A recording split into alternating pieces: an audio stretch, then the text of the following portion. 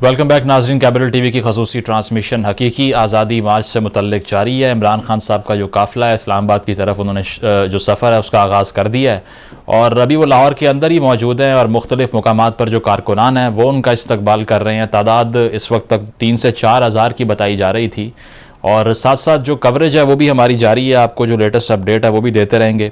हमारे साथ स्टूडियोज़ में सत्तार खान साहब मौजूद हैं, सीनियर सहाफ़ी हैं, तजिया निगार हैं, और आलिया शाह साहिबा ने हमें ज्वाइन किया है, वो भी एनालिस्ट हैं, हमारे साथ मौजूद हैं। सत्तार साहब, आपसे आगाज़ करना चाहेंगे, जो डिस्कशन हो रही थी इससे पहले अरशद शरीफ साहब की जो अफसोसनाक शहादत थी उसके ऊपर, तो पहले इमरान खान साहब ने कहा कि मैं जुमेरात या जुमे को मार्च की जो तारीख़ है उसका ऐलान करूँगा, लेकिन फ़ौरन बाद हमने देखा कि जुमे के दिन मार्च का ही ऐलान हो गया। बहुत से लोग इल्ज़ाम लगा रहे हैं कि इन्होंने सियासी रंग देने की कोशिश की है अरशद शरीफ की असैसिनेशन को। आप अग्री करते हैं इससे? एक तो आप फिर वो टर्न आउट की बात कर रहे थे 3-4 हज़ार। यार मुझे मुजम्मल आप पे थोड़ा सा ना, सर हमारे रिपोर्टर्स की रिपोर्ट हमारे मसलन के स्टूडियो में बैठ के ना बंदे को गुस्से में नहीं आना चाहिए था। अच्छा। मैंने आपको कहा था ना कि अगर आप ये कहेंगे कि लिबर्टी चौक पे 2.5 करोड़ बंदा था तो ये इस्लामाबाद पहुंचते पहुंचते 22 करोड़ में तब्दील हो चुका, पूरी हो जाएगी आबादी, पूरी आबादी हो जाएगी। क्योंकि अच्छा। वो जिस तरह की अब हमारी पूरी की पूरी उम्र गुजर गई है। मैं अभी कैमरामैन से बात कर रहा था कि बेनज़ीर भुट्टो जब 10 अप्रैल 1986 वो आई थी तो मैं मुस्लिम में था, रिपोर्टर था, तो हमने वो जलसे कवर किए हुए हैं। अब वो जलसों को देखो, इमरान खान के जलसे देखें तो इमरान खान के जलसे उन जलसों के मुकाबले में जलसियाँ लगती हैं। लेकिन चूंकि उस वक्त ना टीवी था, ना सोशल मीडिया था, ना इस तरह की चीज़ थी, अखबार ही अखबार होते थे और अखबारों ने बट किया होता था, यानी कि जितने भी पॉपुलर मीडिया के हिस्से थे सब ने बाइकाट किया होता था। अब दूसरी बात जो आपने कही अरशद शरीफ के बारे में, अब अरशद शरीफ के साथ जो हमारा ताल्लुक रहा है, जितना पुराना ताल्लुक रहा है, बहुत सारी ऐसी चीज़ें हैं कि जिसे कहते हैं ना हकीकी मायनों में किसी को जानने के लिए बहुत ज़रूरी होता है कि उसके साथ आपका ताल्लुक रहा हो। तो उस ताल्लुक के हवाले से बहरहाल एक चीज़ होती है कि अरशद शरीफ, एक तो बात अपनी जगह पे थी, मैंने उस दिन भी कहा था कि टॉक शो को और उसके जो पैच वर्क होता है उसमें इन्वेस्टिगेटिव पीस को जोड़ना टॉक शो में, ये सिर्फ अरशद शरीफ कर सकता था। अब अरशद शरीफ के ऊपर बात को जिस तरीके से, जिनको हमारी रिपोर्टिंग होती थी, हमारे शोज होते हैं, किसी ना किसी को फ़ायदा हो रहा होता है, किसी ना किसी को नुकसान हो रहा होता है, लेकिन इसका मतलब ये नहीं कि जिसको फ़ायदा हो रहा है वो उसका सियासी तौर पर मज़ीद फ़ायदा उठाए।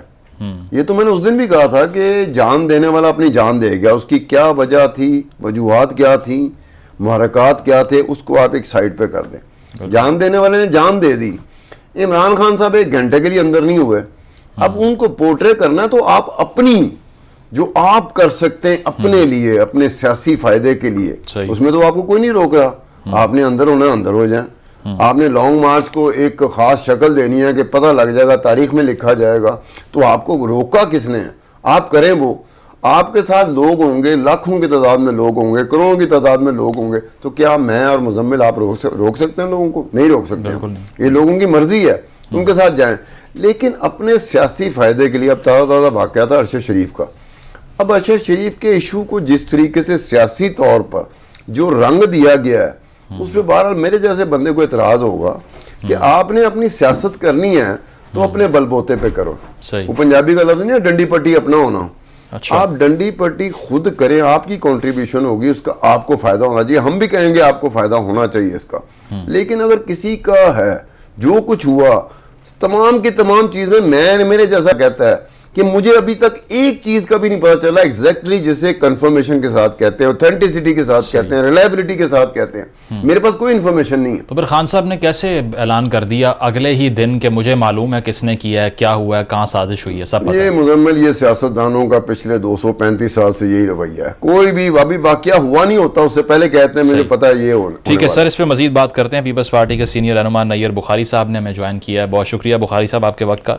बताइएगा, ये हकीकी आज़ादी मार्च जो है इस्लामाबाद की जानिब रवां दवा हैं और ये भी कह रहे हैं कि अरशद शरीफ साहब का जो असैसिनेशन हुई है उसके हवाले से भी एक एजेंडा है इस मार्च का, और बैनर्स भी हमने आज देखे। तो क्या रिस्पांस है, गवर्नमेंट क्या सोच रही है इस टाइम पे? शुक्रिया।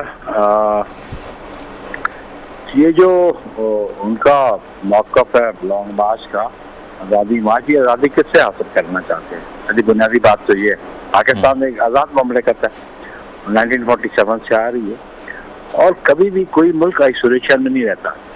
इंटरनेशनली आपको रिलेशन रखने पड़ते हैं, नेबर्स के साथ भी, और अपार्ट फ्रॉम दैट देखा ना जी, दुनिया जो ना इंटरडिपेंडेंट है जितने में ममालिक हैं।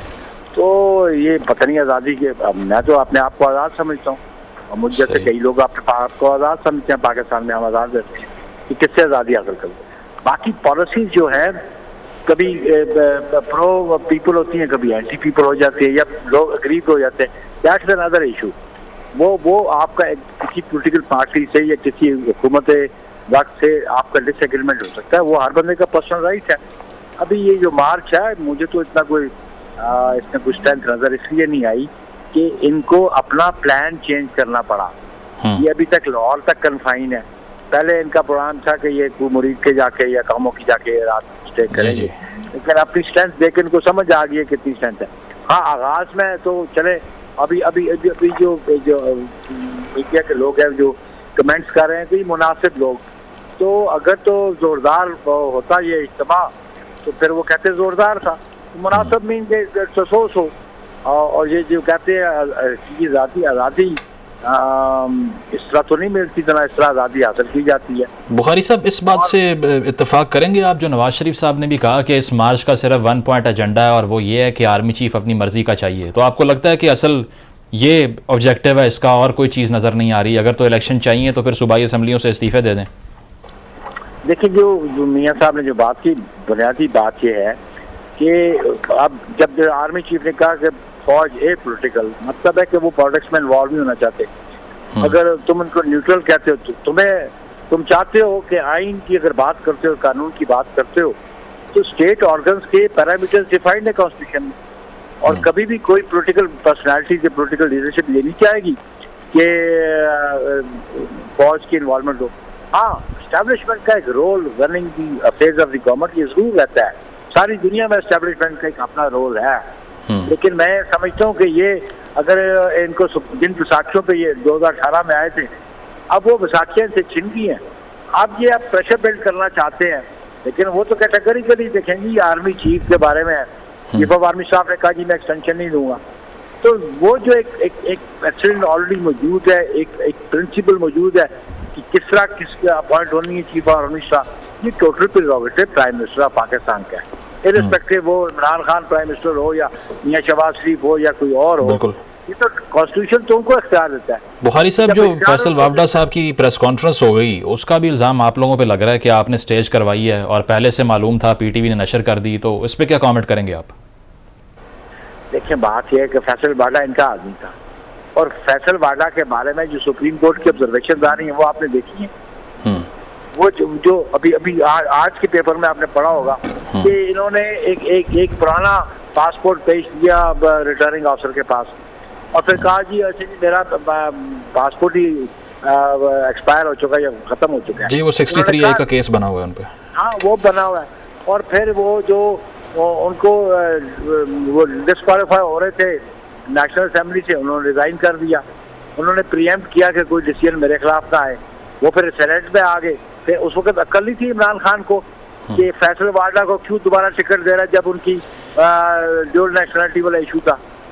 तो बाय डिजाइन उसने दिया, या वो बड़ा क्लोज था या वो ऑब्लाइज करना चाहता था फैसल वाडा को, और आज वो फैसल वाडा के खिलाफ है। लेकिन एक बंदा डिस्क्वालीफाई हो रहा और लास्ट स्टेज पे मुकदमा था उसका इस्लामाबाद हाई कोर्ट में, तो उन्होंने रिजाइन करके इनको सेनेटर बना दिया। उस वक्त फैसल वाडा इनको बहुत प्यारा था, आज कहते हैं उन्होंने मैनेज किए। तो फैसल वाडा ने बेसिकली ये जो अरशद शरीफ वाली बात, मुझे बड़ा दुख, वो बड़ा फाइन जर्नलिस्ट था, वो उसमें उसकी अपनी लाइकिंग डिसलाइकिंग होगी, उसका ओपिनियन फॉर एंड अगेंस्ट होगा, ये हर बंदे का राइट बनता है। लेकिन अगर ह्यूमन बीइंग देखें, मैं उसको बहुत बेहतर आदमी समझता हूँ। मुझे अफसोस हुआ जब उसके मैं बच्चों को भी मिला, उसकी वालदा को भी मिला, तो वो अपनी तैयारी करके अपने प्रोग्राम करता था। भला किसी को उसका प्रोग्राम पसंद है या किसी के खिलाफ है, वो तो हर बंदा जो है वो इंडिपेंडेंट है, इंडिविजुअली अपना सोच सकता है। तो उसको पोलिटिसाइज करना मैं मुनासिब नहीं समझता। और इतनी हिम्मत थी कि क्यों नहीं आए जनाजे में उसकी, अरशद शरीफ के जनाजे में इस्लामाबाद में क्यों नहीं तशरीफ लेके आए? अगर कोई उनसे इतनी हमदर्दी और प्यार था, अगर उनसे इतनी अकीदत थी, तशरीफ लाते ना इस्लामाबाद में उनके जनाजे में। तो ये सारी बातें जो ये इमरान खान कर रहे हैं, ये पॉलिटिक्स ऑफ क्रिकेट समझते हैं। पॉलिटिक्स ऑफ क्रिकेट में बड़ा फर्क है और इसमें बड़ी पेशेंस और टॉलरेंस चाहिए। इमरान खान में तो कतई कोई पेशेंस भी नहीं है, टॉलरेंस भी नहीं है। जो 4.25 साल अपने अपोजिशन के लोगों से बात करने को तैयार नहीं था, आज कहता है मैं बात करने को तैयार हूँ। इलेक्शन इंशाल्लाह अगले साल अक्टूबर में होंगे, जो अपना टेन्योर पूरा करेगा। बुखारी साहब, इमरान खान साहब ने यह भी इंकशाफ किया कि उनको सब मालूम है किसने अरशद शरीफ साहब को असैसिनेट करवाया, कहाँ साजिश हुई, किसने उनको यहाँ से भगाया। तो आपको लगता है कि ये बड़ी इन्फॉर्मेशन अगर उनके पास है तो फिर गवर्नमेंट को भी कुछ करना चाहिए उनसे कोऑपरेट करके कि नाम तो बताएं हमें किसने किया ये? नहीं, कोऑपरेट करके नहीं, मैं समझता हूँ जो कमीशन बनाया उसमें आके बयान दें और फिर कल उसमें जो आर्मी के जो सीनियर जनरल ने बैठ के गुफ्तगू की उसको रिस्पॉन्ड करें। पता था तो अगर इतनी हमदर्दी है उस शख्सियत से, उसके बच्चों से, उसके घर वालों से, और फिर वो भी तो चाहते हैं ना कि जो असल कल्प्रेट्स हैं उनको सामने लाया जाए, उनको उनके साथ कानून के मुताबिक इंसाफ किया जाए, कि आए सामने आए। बुखारी साहब, हमने फवाद चौधरी साहब से सवाल किया कि ये जो इंक्वायरी कमेटी बनी है 2 रुकनी जिसमें IB और FIA के अफसरान हैं, इसकी रिपोर्ट के बारे में आप क्या तासुर है आपका? तो उन्होंने कहा कि जो कातिल हैं वही अब इन्वेस्टिगेट करेंगे, कोट एंड कोट ये बात की है उन्होंने। नहीं, आप किससे इन्वेस्टिगेशन कराना चाहते हैं? गवर्नमेंट ने तो कहा जी स्कॉटलैंड की जो है पुलिस उससे कराना चाहते हैं, यूनाइटेड नेशंस को लेके जाना चाहते हैं, उनके नुमाइंदे बुलाना चाहते हैं।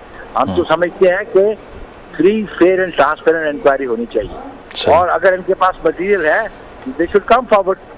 ये फवाद चौधरी नाम बता दे अगर उसका इल्म है तो क्या फवाद चौधरी को इन्वेस्टिगेशन दे दी जाए? नहीं, या वो चाहते हैं कि फवाद चौधरी इन्वेस्टिगेशन करे, उस पे लोग एतमाद करेंगे, या जो जिनका बाजी आप कौम के सामने है। बुखारी साहब, आखिरी सवाल आपसे, अगर ये मार्च के शुरा पे क्रैकडाउन होता है जिस तरह पहले शेलिंग वगैरह हुई थी, पीपल्स पार्टी नॉन वायलेंस की बात करती है, तो आप लोग गवर्नमेंट से रिक्वेस्ट करेंगे कि इनको आने दें, कॉन्स्टिट्यूशनल राइट है इनका? जो है ना, जो सब्जेक्ट टू सर्टेन कंडीशंस होते हैं, सर्टेन ऑब्लिगेशंस होती हैं, वो जो कॉन्स्टिट्यूशन में जो है ना, वो जो है राइट टू असेंबली जो है सब्जेक्ट टू लॉ है। तो लॉ ये कहता है कि आप रेड जोन में नहीं आएंगे अगर एग्जेक्टिव ने की ऑर्डर है, अगर उसको वायलेट करेंगे तो कानून को वायलेट करेंगे, उसपे तो फिर रद्द अमल तो स्टेट मशीनरी से आएगा। लेकिन जो इनको 25 मई वाला जो डिसीजन था सुप्रीम कोर्ट का, उसको सामने रख के ये बैठना चाहते हैं तो बैठ के यहाँ भी बैठ। सही, ठीक है, बहुत शुक्रिया। नैयर बुखारी साहब हमारे साथ मौजूद थे। और अभी ये बराह रास्त मनाजिर आपको हम दिखा रहे हैं, जो कंटेनर है जिस पे तहरीक इंसाफ के चेयरमैन इमरान खान साहब मौजूद हैं। यहाँ पर इस वक्त नारेबाजी की जा रही है, पार्टी परचम लहराते हुए देखे जा सकते हैं, और एक जमे गफ़ीर है इस कंटेनर के इर्द गिर्द जो अवाम है उनका। और इमरान खान साहब कंटेनर के ऊपर मौजूद हैं, पाकिस्तान तहरीक इंसाफ के दीगर रहनुमा भी उनके हमरा मौजूद हैं, फैसल जावेद खान, असद उमर और दीगर जो उनकी लीडरशिप है वो इमरान खान साहब के मौजूद है। गालिबन फ़िरोज़पुर रोड के इर्द गिर्द का ये इलाका है, और टेलीविज़न स्क्रीन पर आप देख सकते हैं गुलपाशी की जा रही है इस कंटेनर के ऊपर, और कारकुनान भी नारे लगाते हुए दिखाई दे रहे हैं। काफ़िला सुस्त रवी से आगे बढ़ रहा है, क्योंकि पहले मुरीद के पहुँचने का प्लान था, लेकिन तकरीबन 5 से 6 घंटे गुजर जाने के बावजूद ये काफ़िला अब फ़िरोज़पुर रोड पर मौजूद है, और पुल के ऊपर भी कारकुनान मौजूद हैं जो कि इमरान खान साहब की जानिब नारेबाजी करते हुए हाथ के इशारे भी कर रहे हैं, पार्टी परचम लहरा रहे हैं, गुलपाशी भी की जा रही है। ये बराह रास्त मनाजिर आप तक पहुंचा रहे हैं हम लाहौर से, और आज 11 बजे का वक्त लाहौर के लिबर्टी चौक से दिया गया था इस मार्च की रवानगी का, जिसके बाद तकरीबन 2:30 बजे के करीब इमरान खान साहब यहाँ पर पहुँचे, और फिर इस काफ़िले का सफ़र जो है वो शुरू हुआ। मंजिल इस्लामाबाद है, और हुकूमत की जानिब से कहा गया है अगर कोई कानून की खिलाफ वर्जी हुई तो क्रैकडाउन भी हो सकता है, और इसी के लिए इमरान खान साहब यहाँ से अब निकल चुके हैं। नारेबाजी की जा रही है और कारकुनान भी उनके हमरा मौजूद हैं, और लिबर्टी चौक में भी इमरान खान साहब ने पहले खिताब किया था। वहाँ से निकलने के बाद सुस्त रवी से ये काफ़िला आगे बढ़ रहा है, और अब भी लाहौर में ही मौजूद है ये, और कहा जा रहा है कि मुरीद के इसकी पहली मंजिल होगी जहाँ पर कारकुनान इस्तकबाल करेंगे और इमरान खान साहब खिताब भी करेंगे। इस वक्त कंटेनर पर आज़म स्वाति और फैसल जावेद खान मौजूद हैं, शाह महमूद कुरैशी मौजूद हैं, और दीगर लीडरशिप तहरीक इंसाफ की मौजूद है, एजाज चौधरी मौजूद हैं, इमरान खान भी मौजूद हैं। और अब से कुछ देर पहले उन्होंने खिताब भी किया और यही कहा कि यह हकीकी आज़ादी की जंग है, और मुल्क को हकीकी आज़ादी दिलवाने के लिए आज हमारा ये सफ़र शुरू हुआ है। आपको बताएं कि तहरीक इंसाफ का जो लॉन्ग मार्च है उसका आगाज़ हो चुका है और इस मौके पर जो कारकुनान हैं वो सुस्त रवि से आगे बढ़ रहे हैं। इस कंटेनर पर शहबाज गिल भी मौजूद हैं और दीगर जो रहनुमा है पाकिस्तान तहरीक इंसाफ के वो भी यहाँ पर देखे जा सकते हैं। सुस्त रवि का शिकार है ये काफ़िला। प्लान के मुताबिक कहा जा रहा था कि लाहौर से ये जल्दी रवाना हो जाएगा, लेकिन अब भी ये फ़िरोज़पुर रोड जो कि लाहौर का इलाका है वहाँ पर मौजूद हैं। और अब से कुछ देर पहले लिबर्टी चौक में इमरान खान ने ख़िताब किया था। अब यहाँ पर भी वक्तन फ़वक्तन रुक कर कारकुनान से ख़िताब किया जा रहा है और इमरान खान साहब के हमरा जो लीडरशिप है तहरीक इंसाफ की वो मौजूद है और जो पार्टी परचम है ये भी देखे जा सकते हैं यहाँ पर।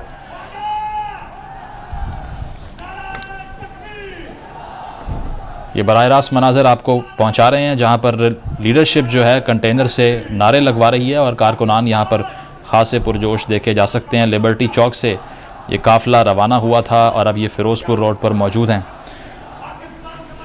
एक आम ख़बर आप तक पहुंचा दें कि तहरीक इंसाफ के जो हकीकी आज़ादी लॉन्ग मार्च है इसके हवाले से ज़राए के मुताबिक ये ख़बर सामने आई है कि इस मार्च के खूनी बनने का ख़दशा भी है और हुकूमत को इससे मुतल्लिक इतलात मौसूल हुई हैं। PTI लॉन्ग मार्च में मुसल्लह, इश्तिहारी और जुराइम पेशा अनासर जत्थे शुरका में शामिल हो सकते हैं और ज़राए के मुताबिक तहरीक इंसाफ के मार्च में पहले भी मुसल्लह अफराद और असलहा पकड़ा जा चुका है।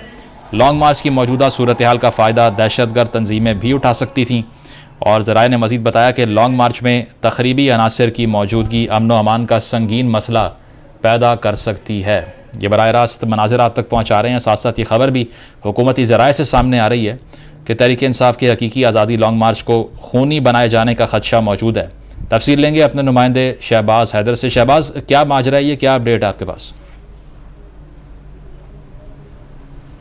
मार्च में मुसल्लह जत्थों की शमूलियत का खदशा है और इस हवाले से इतलात जो है वो हुकूमत को मौसूल हुई है। ज़राए के मुताबिक इश्तिहारी और जुराइम पेशा अनासर की लॉन्ग मार्च में शामिल होने की इतलात मिली है। लॉन्ग मार्च में तकरीबी अनासर की मौजूदगी अमन व अमान का संगीन मसला पैदा कर सकती है। ज़राए के मुताबिक इतलात हैं कि इमरान खान के लॉन्ग मार्च में मुसल्लह, इश्तिहारी और जुराइम पेशा अनासर जत्थों की सूरत में मुजाहिरीन बनकर शामिल हो सकते हैं जिनकी तकरीबी कार्रवाई से खुद शुरका की जान खतरे में पड़ने का खदशा है। ज़राए के मुताबिक PTI के मार्च में पहले भी मुसल्लह अफराद और असलहा जो है वो पकड़ा जा चुका है और अब फिर गुजरात, लाहौर के मज़ाफ़ात, अटक, पेशावर, गुजरगढ़ी, बाड़ा और बेर समेत कई इलाकों में मुसल्लह जत्थे पहुंचने का खतरा है और इस सूरत हाल का फ़ायदा जो है वो दहशतगर्द तंजीमें भी उठा सकती हैं, जबकि तकरीबी अनासर की मौजूदगी से अमन व अमान की खतरनाक सूरत हाल जो है पैदा होने का भी अंदेशा है। जी ठीक है, बहुत शुक्रिया। शहबाज हैदर अपडेट कर रहे थे। इमरान खान इस वक्त खिताब कर रहे हैं, आपको बराह रास्त सुनवाते हैं।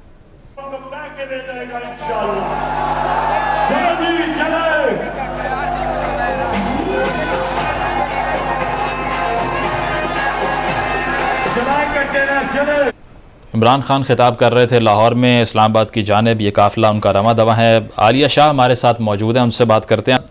आपसे भी वही सवाल कि जो टर्न ऑफ इवेंट्स रहा गुज़श्ता एक हफ़्ते के अंदर कि पहले बड़ी अफसोसनाक असैसिनेशन होती है कीनिया में अरशद शरीफ साहब की और उसके बाद में फैसल वावडा साहब प्रेस कॉन्फ्रेंस करते हैं, फिर DGISP, DGISI मुल्क की तारीख में पहली बार जॉइंट प्रेस कॉन्फ्रेंस करते हैं और फिर इमरान खान साहब की लॉन्ग मार्च का आगाज़ होता है। तो कैसे डॉट्स आप कनेक्ट करेंगी और ये इल्ज़ाम खान साहब पे कि ये पोलिटिसाइज कर रहे हैं अरशद शरीफ साहब के केस को, बाय करती हैं इसको आप? जी बहुत शुक्रिया मुज़म्मिल, आप इन डॉट्स को बहुत अच्छे तरीके से बना सकते हैं। इसकी वजह ये है कि अगर आपको याद तो कुछ दिन पहले जब अरशद शरीफ साहब जिंदा थे उस वक्त तक इमरान खान साहब के लॉन्ग मार्च की वो डेट नहीं दे पा रहे थे। यानी वो आते थे और कहते थे कि लॉन्ग मार्च का ऐलान करूंगा, लेकिन उसके बाद वो ऐलान नहीं करते थे, जबकि इससे पहले वो हर चीज का बरमला इजहार भी किया करते थे और बेबाकी से कह दिया करते थे कि मैं इस दिन स्टार्ट कर रहा हूँ, मैं इस दिन ये करूंगा, ये जलसा करूंगा। लेकिन लॉन्ग मार्च की डेट वो पेंडिंग हो रही थी, जिससे ये पता चल रहा था कि शायद इमरान खान ये समझ रहे हैं कि उनका लॉन्ग मार्च पता नहीं कामयाब हो या ना हो। वो काफी डामाडोल नजर आ रहे थे। लेकिन फिर उसके बाद ऐसा होता है कि जब अरशद शरीफ की का वाकया सामने आता है तो उसके फौरी बाद वो ये ऐलान करते हैं कि अब मैं लॉन्ग मार्च करने लगूं।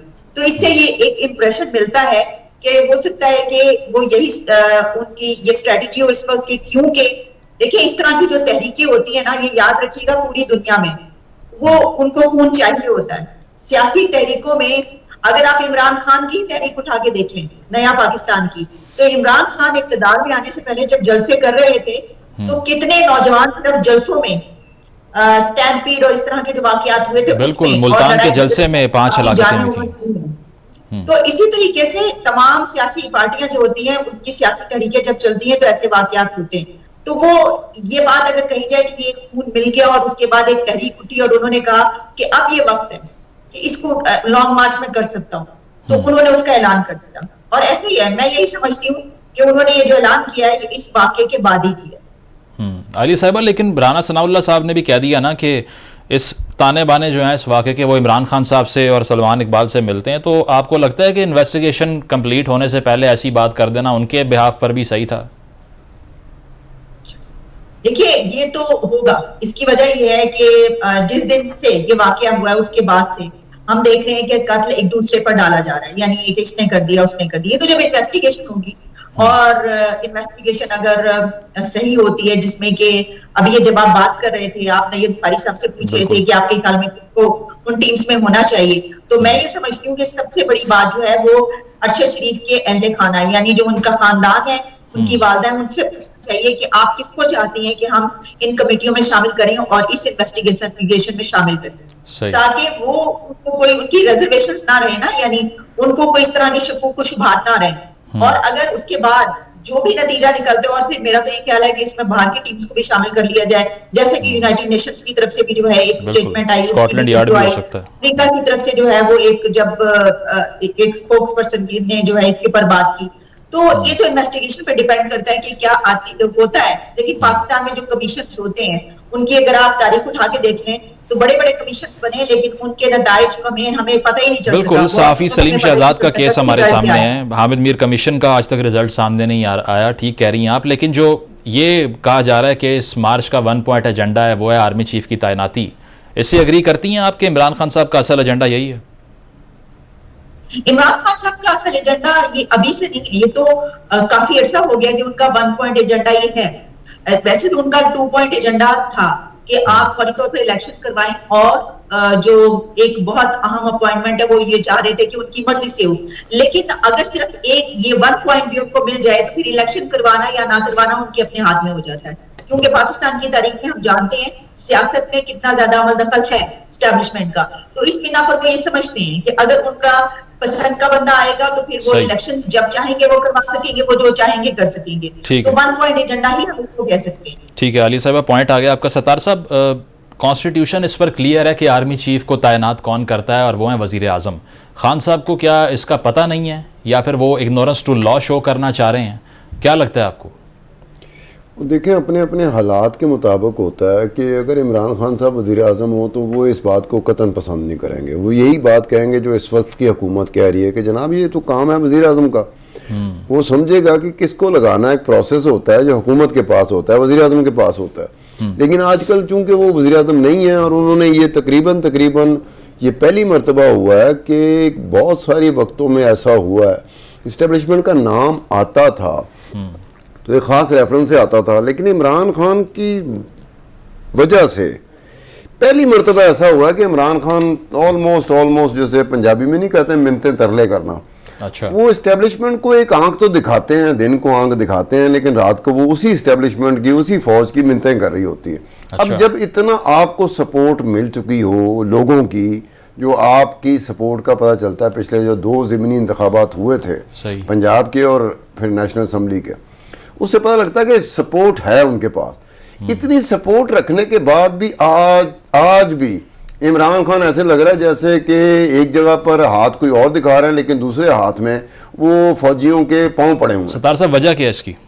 उन्हें पता है कि जो दरवाज़ा है, जो खिड़की है, जो रास्ता है, जो गली है, जो मोहल्ला है, जो सड़क है इक़्तिदार की, वहाँ तक सिर्फ इस्टेब्लिशमेंट और फौज ही ले जा सकती है, वो अवाम नहीं लेके जा सकते। क्योंकि बहुत सारी तारीख में ऐसे वाक़यात हैं कि अवामी मकबूलियत थी, जुल्फ़िकार अली भुट्टो की अवामी मकबूलियत थी जब उनको फांसी हुई थी।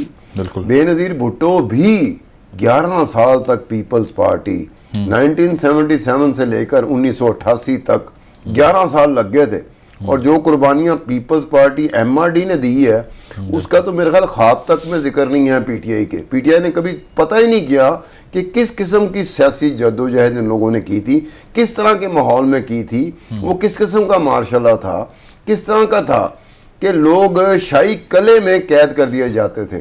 अब इनसे पूछ लिया जाए पीटीआई से कि कभी आपने सुना है कि तारीख में सियासी वर्करों को शाही कले में डाला गया, फांसियां हुई, कोड़े लगे? ये बिल्कुल कहेंगे नहीं नहीं तो मजाक कर रहे हैं हमसे। उन्होंने तारीख तो पढ़ी नहीं है, वो तो जो इमरान खान साहब कहते हैं वो उनके लिए तारीख बन जाती है। Sir, coming back to the point कि ये जो मार्च हो रही है अब, इसका आपको लगता है कोई ऐसा इफेक्ट पड़ जाएगा हुकूमत के ऊपर कि वो प्रेशराइज हो जाएंगे? ये नंबर जो है ये भी आपने देखा, उनका एजेंडा भी कंफ्यूज्ड है, क्लियर अगर नहीं है आपके मुताबिक, तो फिर इसका इन्फ्लुएंस क्या होगा हुकूमत पर कि वो घुटने टेक दे या इनकी बात मान ले, या फेलियर होगा इमरान खान साहब के लिए? देखिए आज जिस तरीके से उनका ट्रक में बैठे हुए थे, किस पे बैठे? कंटेनर कह लें आप जी। कंटेनर था, नहीं कंटेनर के साथ कुछ चीज तो लगी होगी ना जो चला रही है उसको। जी जी जी। तो ये पहली दफा टर्म इस्तेमाल हुई थी, ये फॉरेन मीडिया ने टर्म इस्तेमाल की थी 1986 में, स्नेल पेस। अच्छा। जब बेनजीर भुट्टो ने लैंड किया था लाहौर में, उस वक्त ये टर्म आई थी और टर्म मीडिया में इस्तेमाल हुई थी, स्नेल पेस, सुस्त रवि से, कि वो वाकई उसमें ये नहीं था कि वो जानबूझ के बेनजीर भुट्टो साहिबा या पीपल्स पार्टी कर रही थी। वो वाकई जिसे कहते हैं ना कि मैंने खुद वो 4 जलसे तो मैंने कवर किए थे मुस्लिम की तरफ से, तो वो स्नेल पेस था। वो वाकई बेनजीर अगर जाना चाहती थी कि मैंने 5 बजे 4 बजे 3 बजे मीनारे पाकिस्तान पहुंचना है, तो ऐसा महसूस होता था कि जहांगीर बदर को वो कह रही होती थी। जहांगीर बदर जो उसी ट्रक में चढ़े हुए थे, जहांगीर बदर उस वक्त पंजाब पीपल पार्टी के सदर थे, सबसे करीब जो थे ना बेनजीर के, जहांगीर बदर थे। वो जहांगीर बदर को हदायत देती थी कि किसी तरीके से मीनारे पाकिस्तान जल्दी पहुंचो। आज के दिन में ऐसा महसूस हो रहा है कि इमरान खान साहब भी कॉपी करते हैं ना, नकल नहीं करते जैसे। अच्छा।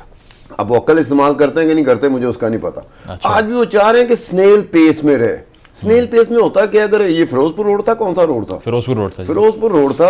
अमूमी तौर पर ये वो शाहराएं हैं शहर की जहां पर कोई 2 गाड़ियां आपस में टकरा जाएं या किसी वजह से 3-4 गाड़ियां फंस जाएं तो काफिला बन जाता है वो। जी जी। अब बैक ऑफ द माइंड उनके जरूर है कि किसी तरीके से ये बन जाए ताकि ये कहा जा सके कि ये बहुत बड़ा था। अब उसके बाद असल जो टेस्ट केस है वो पंजाब नहीं है, टेस्ट केस है इस्लामाबाद। पंजाब में तो हुकूमत अपनी है ना भैया। मुजम्मिल साहब, मैं वही कह रहा हूँ कि मेरी अपनी हुकूमत है, मैं ही प्रोटेस्ट करना चाहता हूँ, तो मेरे लिए बड़ा आसान काम है सड़क और गली पे आना। वहां पर पता चलेगा मेरा, जहां पर हुकूमत मेरी नहीं है, मेरे मुखालफों की हुकूमत है, वहां पे सड़क पे आना नहीं। वो राना सनाउल्लाह साहब कहते हैं तबीयत साफ करेंगे इनकी, तो आपको लगता है हुकूमत अगर इंटरवीन करती है, क्रैकडाउन करती है इनके ऊपर, तो कोई दानिशमंदाना फैसला होगा उनका, या फिर करने दिया जाए इनको? ये नहीं, देखिए दानिशमंदाना जहाँ पर आप होते हुए बात के जब हम हुकूमत में होते हैं ना, तो हम इस तरह के मुजाहरों को कह रहे होते हैं कि जमहूरियत के खिलाफ साजिश है, लेकिन जब हम अपोजिशन में आते हैं ना तो हम कहते हैं हमारा जमहूरी हक है। अब उनका दौर हो, कोई और कर रहा हो, तो कहते कि देखा ये काम नहीं करने देते, ये मुल्क को आगे बढ़ने नहीं देते, ये अपना खाम में हार चुके हुए हैं, इलेक्शन हुए थे, इंतखाबात हुए थे जिनमें इनको शिकस्त हो गई थी, अब इनको इंतजार करना चाहिए 5 साल का, उसके बाद जो करना कर लें। अब जब वो अपोजिशन में आ जाते हैं तो वही वो बात कर रहे होते हैं जो कल तक की अपोजिशन, जो आज की हुकूमत है, वो बात कर रही होती थी कि ये तो हमारा जमहूरी हक है, ये तो हम जमहूरियत के लिए मुसलसल जदोजहद कर रहे हैं। वही टोन एंड टेनर वो इमरान खान साहब का बन जाता है जब वो खुद अपोजिशन में आते हैं। अब इसमें ये नहीं होगा कि हुकूमत जिम्मेदार है कि इमरान खान जिम्मेदार है। जिम्मेदार होंगे तो दोनों होंगे, इमरान खान भी जिम्मेदार होंगे और हुकूमत भी जिम्मेदार होंगे। खुदा ना खास्ता कोई ऐसा वाकया हो जाता है तो। रिपोर्ट्स तो आ रही हैं वैसे। आलिया साहिबा, DGISPR और DGISA की प्रेस कॉन्फ्रेंस में कैटेगोरिकली डिनाई किया गया कि अमेरिकी साजिश हुई है। आपको लगता है कि इस रेवलेशन के बाद जो वोटर है इमरान खान साहब का या जो सपोर्टर है उनका, उसका नैरेटिव थोड़ा हिला होगा कि फैक्ट कहीं से जो और आ रहा है वो ये नहीं है जो हमें बताया गया है, या फिर वो जो साइकोलॉजी है वोटर की वो उधर ही रहेगी आपके नज़दीक? नहीं, मैं नहीं समझती कि इतना ज्यादा असर पड़ेगा। हो सकता है चंद ऐसे लोग के जो कुछ जब सुनते और देखते हो तो उसको वाकई समझने की कोशिश भी करते हो, लेकिन उनकी तादाद बहुत ही कम है। और इमरान खान के सपोर्टर्स तो वो उनको वली समझते हैं, वो उनको पॉलिटिशियन नहीं समझते।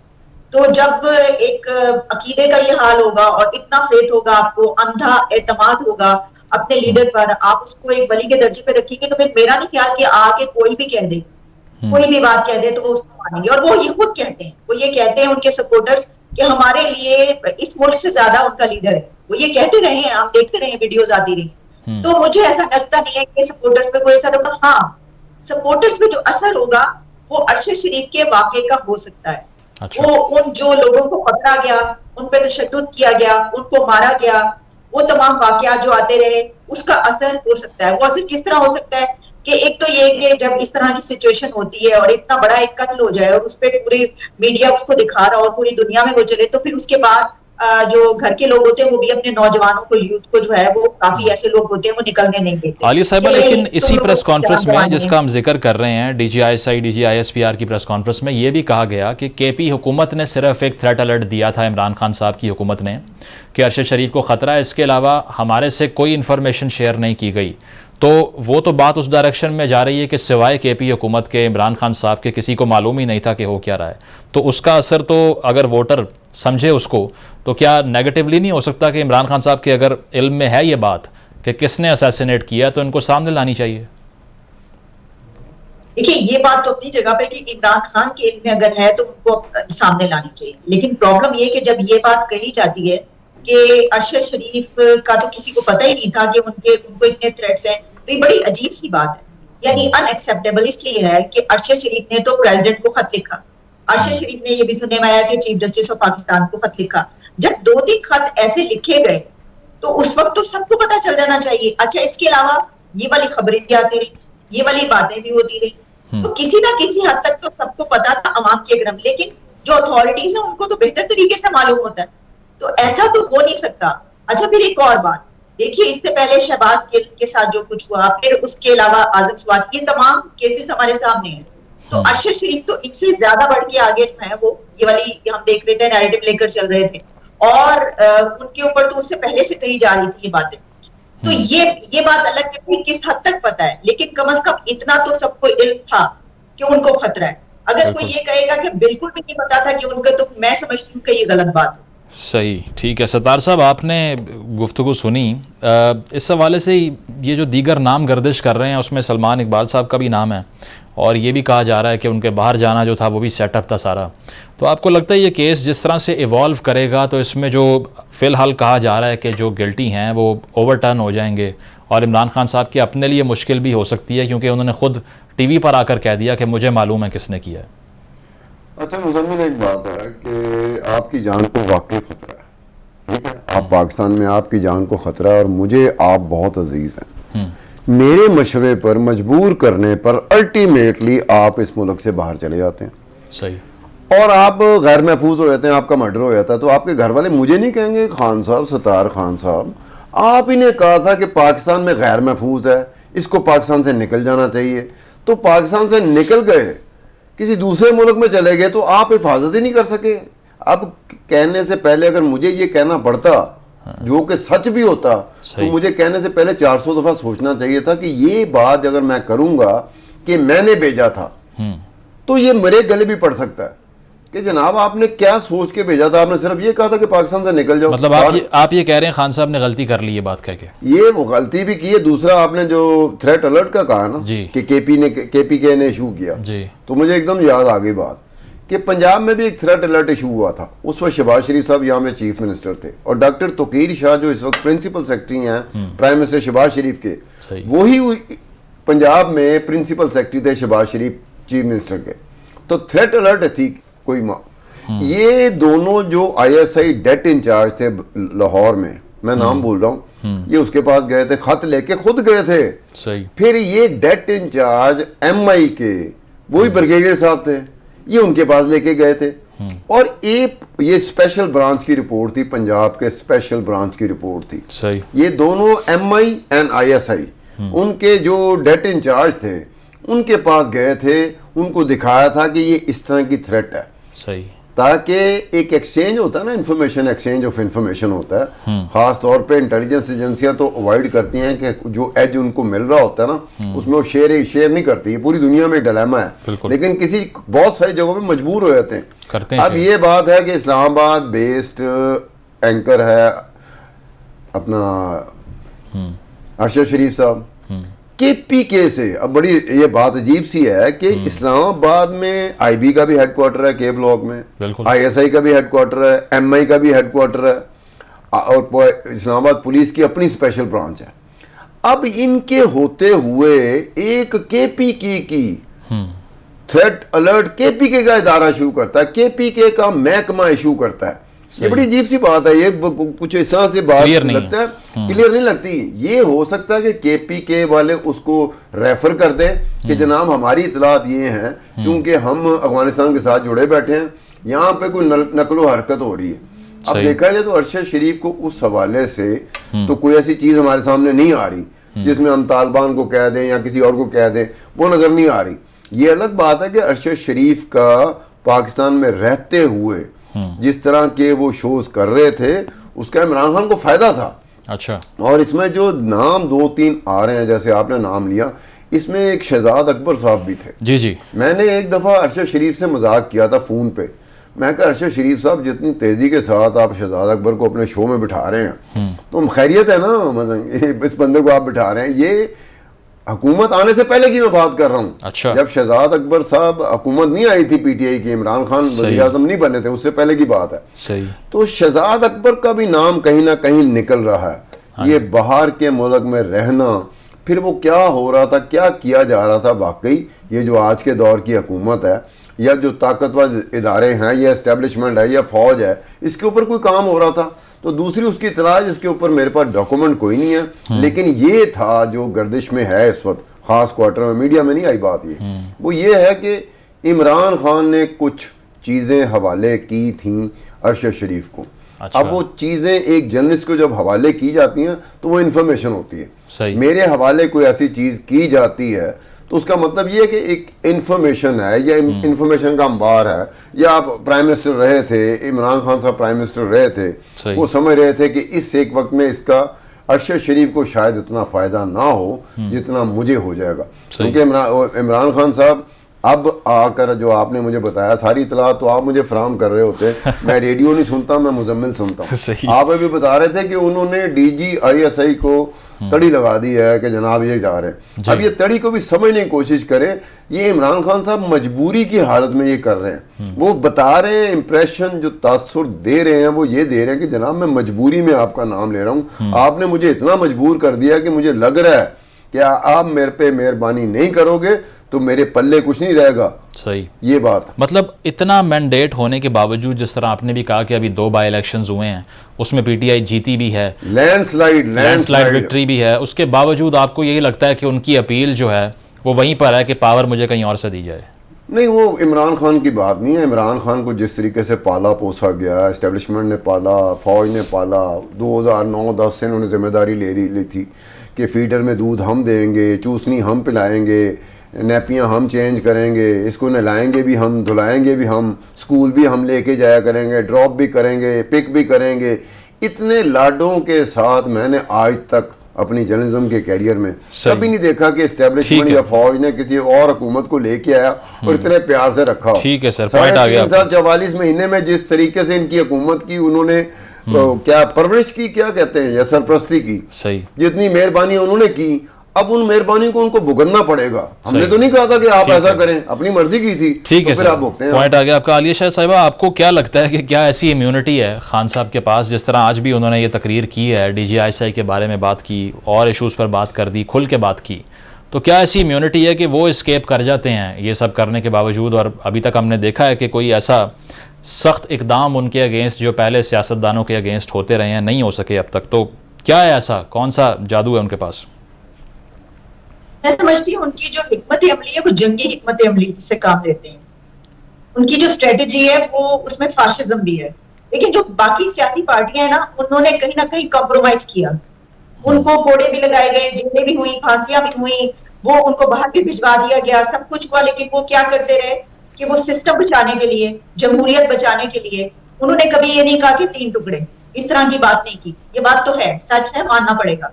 तो पाकिस्तान का इस तरह के नारे, तो इमरान खान जो है वो एक थोड़ा सा फाशिस्ट भी है ना, थोड़ा सा नहीं, मतलब ये कि वो फाशिज्म है उनकी सियासत में, तो वो ये नहीं देखते। वो फिर उस हद तक चले जाते हैं जहां पर फिर जो सिस्टम है और जो इदारे हैं वो ये देखते हैं कि ये तो बड़ी खतरनाक सूरत हाल पैदा हो रही है। सही। तो जब इमरान खान मानते हैं आगे से, मेरा ख्याल है कि एक, वैसे तो बहुत सारी रीजंस हो सकती हैं और भी लॉजिक्स हैं इसकी, लेकिन उनका जो अंदाज़े सियासत है वो भी इसकी एक वजह है कि वो किसी को मानने को तैयार नहीं होते और वो ये कहते हैं कि नहीं, जो मैं कह रहा हूँ वो तुम्हें करना पड़ेगा। तो जब आप इस हद तक आ जाए और उस किनारे पर पहुंच जाएं जहां पर वो ये कहने लग पड़े कि आपके असासे जो है वो भी ले लिए जाएंगे, ये सब बातें हम देखते रहे, तो फिर उस वक्त दूसरे को पीछे हटना पड़ता है। वरना फिर आप जानते हैं कि फिर इस तरह के टकराव की सूरत हाल में उनको नुकसान होता है और सिस्टम को नुकसान होता है। सही, ठीक है, पॉइंट आ गया आपका। शहबाज हैदर साहब हमारे साथ मौजूद हैं। शहबाज, लेटेस्ट क्या मनाजिर वहाँ पर आप देख रहे हैं? काफिला कहाँ तक पहुँचा है, किस रफ्तार से चल रहा है?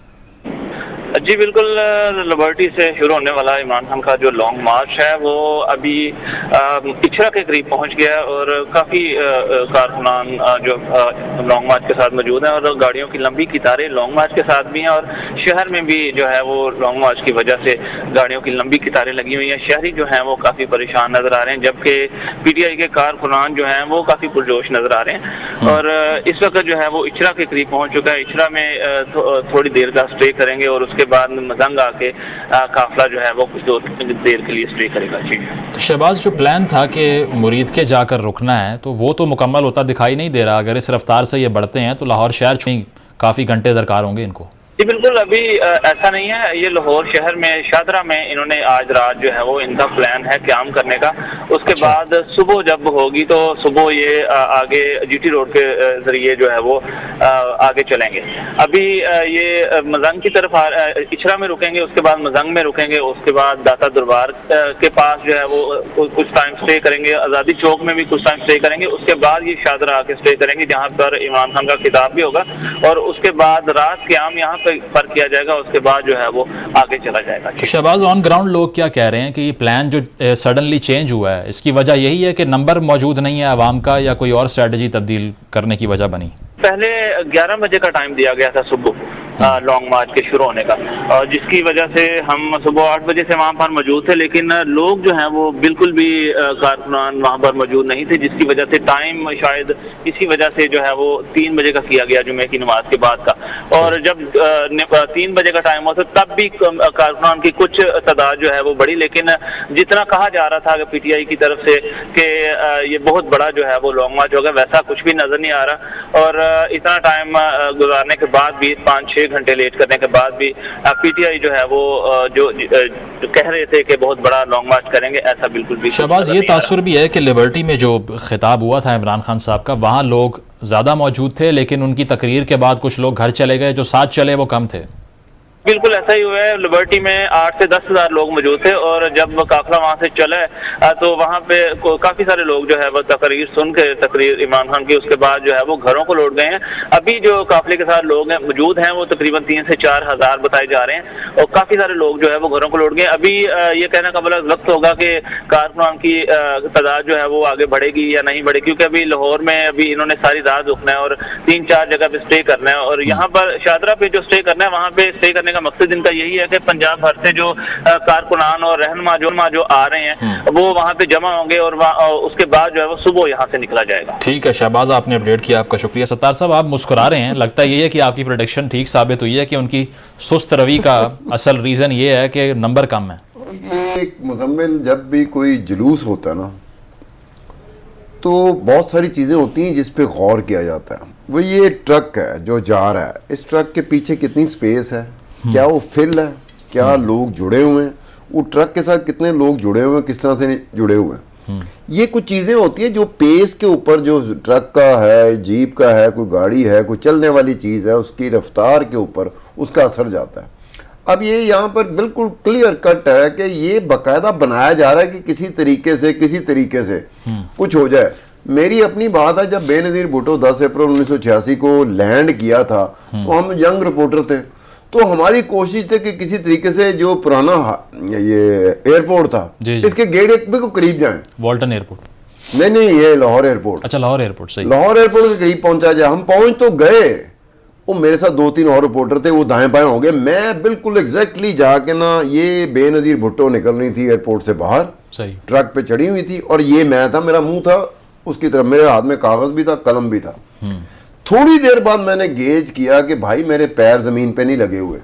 अच्छा। जब मैंने इधर मुड़ के देखा, मेरी गर्दन नहीं मुड़ सकती थी, मैं पीछे देखूं कि पीछे क्या है, तो मैंने देखा वो जाले थे, वो सिर्फ बेनज़ीर को देखना चाहते थे। और मैं पछता रहा था कि मैनू की लोड़ पैगी कि मैं खाम में इतना आगे आ गया। सही। मैं चर्च चौक तक खुदाई कसम यही दुआएं करता रहा कि आज के दिन बच गया तो पीपल्स पार्टी के जुलूस में घुसने की कभी कोशिश नहीं करूंगा। अच्छा, चर्च चौक से क्योंकि टर्न लेके उसने फोर्ट्रेस की तरफ जाना था, मैं माल रोड पे चढ़ के मीनार पाकिस्तान जाना था, तो चर्च चौक पे मैं निकला हूँ। उसके बाद ये क्राउड था, लाहौर का भी मैंने किया, फैसलाबाद का भी किया, गुजरांवाला का भी किया, मुल्तान का भी किया, तो क्राउड की साइकी का मुझे पता है।